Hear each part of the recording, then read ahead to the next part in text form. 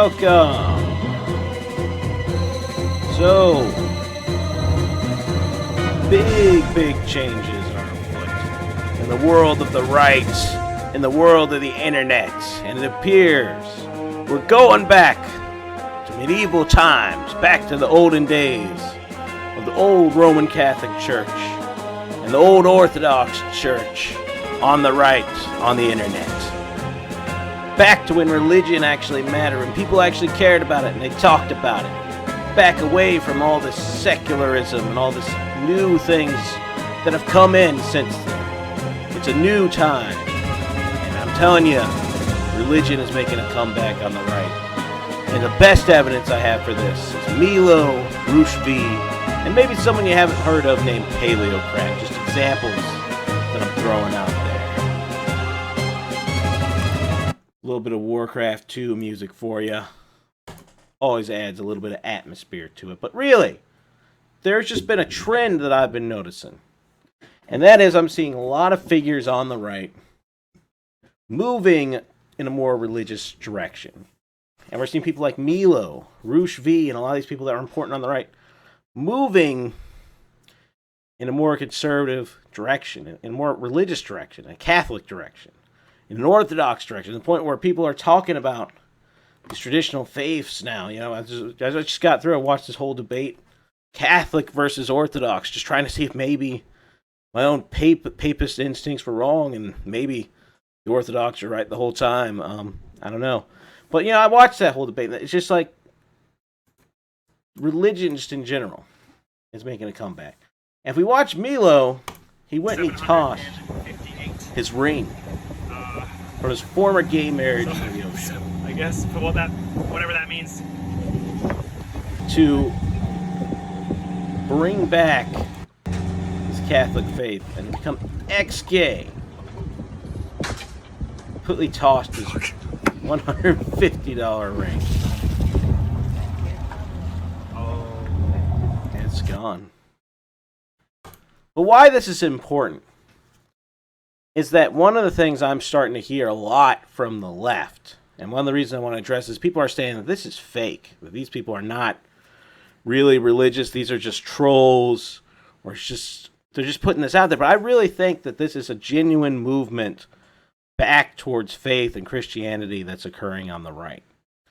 And I think that we can look at a couple of these different people and see the changes and see that these things are genuine. Now, as far as it concerns Milo, that's an honest self-assessment. So, let me ask you: do you see yourself? Because certainly, I'll pray for you for this. I mean, I have a connection on this with you. I'm sure many others do also, but I happen to be interviewing you. Do you see the possibility down the road of Milo, can be a Catholic living in full accord with the teachings of the church? I think if my present relationship were to end for whatever reason, then I think that I would do it, and I think I probably could do it. Because I think I would be able to use that as a sufficiently life-shattering, changing, whatever. I think I would be able to parlay that into a very new way of living, yes. I don't hope for that. I have to be honest, I have to be sincere, I don't hope for that. Look, as somebody, I sat in some relationships, just some more whatever than others, but some very much exactly where you're sitting. So the point is, he's discussed the very real possibility, and he again was very much on the fence of, well, I can't do that; that's impossible.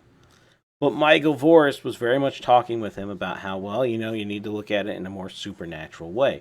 And so that shows that years before this, Milo was considering this route, and he was considering changing his perspective on his lifestyle. And that, to me, indicates that this was not fake.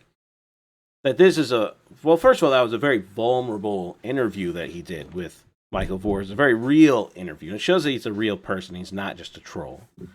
People don't understand the concept of right-wing trolling, that it's not about being fake, but it's more about amplifying who you really are. It's about, enhancing yourself to be a more provocative version of yourself. It's not just an act. Just like I'm not Guy Fawkes, but I like to impersonate Guy Fawkes because it's trolly. And being trolly is a way to be provocative, and that's a good thing. But it's not only Milo that's going this route. One of the bigger ones I've noticed is Roosh V, who is a huge pickup artist. Wrote a book called Bang Ukraine, Bang Russia, Bang Belarus, Bang everywhere in Eastern Europe. All about how banging people is just the best thing in the world. Only to have a complete 180 change of heart now, and to now be an Orthodox Christian. Things are, and that maybe they're making us feel that way as a play. I mean, you can just look back at your own life, and I look back at the peak years of sin that I committed in life, where I thought I was a king. I'm a king of the world because I slept with the most amount of girls this year, or most beautiful girls. I looked at it and I thought, this is the beginning. This is the beginning of my reign of kingship. But looking back, how things turned out, those years was the beginning of the end. Though that was the beginning of the end. So I can just tell you on the individual, if you look at men who made the most amount of money in a certain year, their muscles were the biggest, that usually was the peak. And then very soon after that, things started to go down. They didn't keep on going up. And we can't keep on going up because we are not gods. So Exactly. So he saw, and he's had this big change. And it's another figure here on the right, moving away from sort of this secular pickup artist, badass, let's just dominate and be awesome as ourselves, and moving more in a Christian sort of direction. And he's a big example of that. And once again, we have a question of the genuine nature of that. New and improved Roosh V, new and improved quote-unquote Roosh V. And if you haven't watched that video, go watch it. I'll put it in the crotch bar. But in short summary, Roosh V, who spent the majority of his public career as basically the Russ McCamey of dating, suddenly had a massive Christian conversion and has now reinvented himself as some sort of religious leader. So my criticism was that Roosh does not appear to actually be repentant of his actions. He does not seem to be repenting of his past actions. He seems to just be, a wolf in sheep's clothing, putting on a different sheepskin, so to speak. Yeah, so in other words, we have, again, another big questioning of the realism of his conversion, saying that he's not really sorry about what he did, he's not repenting, he's not changing his life, and it just simply is not the case. As we showed before, he pointed out how he came to the realization that even though he was sleeping with all these girls and doing all these things, he felt like that was the peak of his life, and that it was all coming crashing down. And that's what he saw. He saw, he had this whole thing where he talked about, he did a satire piece where he talked about, illegal rape or something like that, and he was labeled as a rapist, and he was assaulted worldwide, and even banned from Australia, as far as I know, and other countries. And he just saw it all come crashing down. And for more evidence about the genuine nature of his conversion, check it on Wikipedia. On March 29th, 2019, Validadev announced that after backsliding, he had committed himself to God and the Armenian Apostolic Church, an Oriental Orthodox Christian denomination. In light of his conversion to Christianity, Validadev instituted a set of new rules on his forum in which he banned discussion of extramarital sex. He removed many of his books from print, and he felt that they would lead other men into committing sin. He said that Validadev stated that the red pill was a transitory state in his life before he came to realization of taking the final pill, the God pill. The God pill does not feel like. So anyways, yeah, so we see he's banning discussion of premarital sex. He's moved into the church, and he's taken a lot of his old books out of print. That, to me, does not seem like the actions of somebody who's not repented of their actions. It doesn't seem to me like somebody who doesn't care, who's faking. This is a very real decision that he's made. And in both of these cases, both with Milo and with Roosh, we're seeing a movement towards traditional, more institutionalized religion. So it's not like they're becoming big evangelical Protestants or Pentecostals. They're moving towards traditional Orthodoxy, traditional Catholicism. And that's another big factor here, is as we've seen the collapse, really, I think, evangelical Protestantism over the last couple of decades after the Bush administration and the rise of the Obama administration, we're starting to see people moving towards, Orthodoxy and Catholicism and maybe high church Anglicanism. We're starting to see that older forms of Christianity and more, traditional forms of Christianity are becoming more popular on the right, and this is a big trend. And finally, a man by the name of Paleocrat. And maybe you didn't know about this guy, but I used to follow this guy all the time back in, say, the early, 2008s, 2009s. He was raised a Protestant, but he became a Catholic apologist for a while. And then, in the middle of the mid-2000s, he became an atheist and an unbeliever, to the point where he was doing counter-apologetics. And he had changed his radio show to being like a hippie, kind of thing. He did counter-apologetics, joined Jeremiah Bannister, which is his name, former Catholic lay apologist and radio talk show host, as he deconstructs the house of cards, demonstrating beyond any reasonable doubt, not only that the Catholic Church has changed in areas once considered sacred limits, but all those holding prominent positions within the church hierarchy know as much to be true.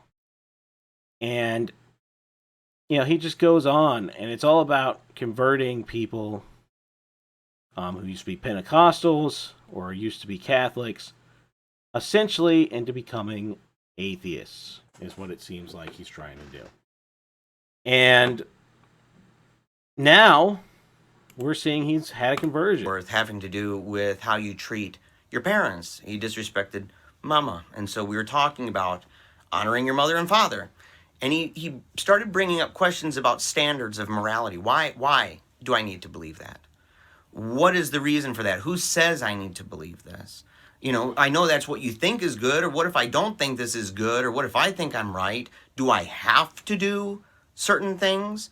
And who says I have to do those things? Is it just their opinion? These are questions of morality, ethics, right? Difficult things to talk about. And lastly, our middle child, Ambrose. He's outside playing puppets. And he said, Papa, I need to talk to you in private. And I said, okay. So we went inside and went up to his room. He closed the door and I sat on his bed. And he kind of takes a breath for a minute and he says, I pray. Now, we'd never prayed as a family.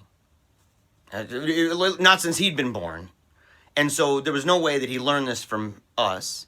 And I didn't know where he'd be learning it from. I was suspicious, though. Right? Where is he learning this? And I kind of joked with him about it, almost in a demeaning way a little bit. I said, well, does God, talk to you? And I thought in my heart in a way that, well, he's just going to think, I'm just talking about myself, nothing's happening, I'm going to stop. But his answer surprised me. He paused and he looked down, and he kind of shuffled his little feet. And then he looked back at me and he says, no. He said, it's not like God's talking in my ear or anything, but I still think it's the right thing to do. It was this real existential moment for me. It was so crazy. The place that they put me in, I started wondering if they were kind of... Yeah, so you can see his conversion came from his children actually started to become Christian, even though he was in an atheist household.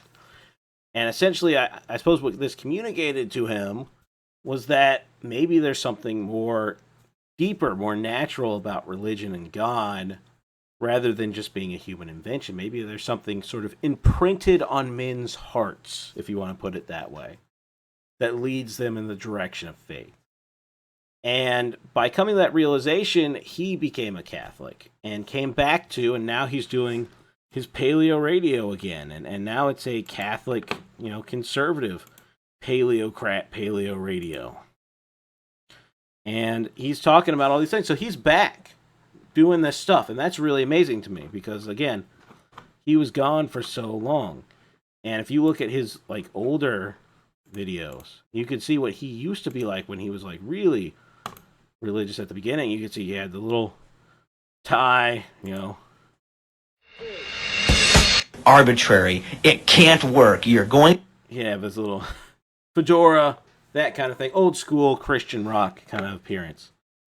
And then that kind of changed and he went to that atheist direction. Now he's back. So really, this is what I'm just saying. This is what I'm noticing, is that we have a lot of figures on the right, on the internet right, and on the non-mainstream right, that are moving back in the direction of traditional Christianity. And it seems to be a significant trend right now. And my prediction is that it's going to keep going in that direction for a little while now. And I think that atheism and secularism, that kind of thing, has become a lot less popular on YouTube recently. And I think you're going to see religious people make a big comeback in a big way. And that's a good thing for me because I have a quasi-religious channel. And that means more views for me, which is cool. But that's fine. It's not all about me. But it's about people's souls. And it's about the future and humanity and civilization and the spirits. And all that stuff and tradition. But I just think it's an interesting phenomenon. And I can see it happening right now. So pay attention and watch this. I think Christianity is going to be making a comeback in the next 5 years. We're going to see a big movement in this direction.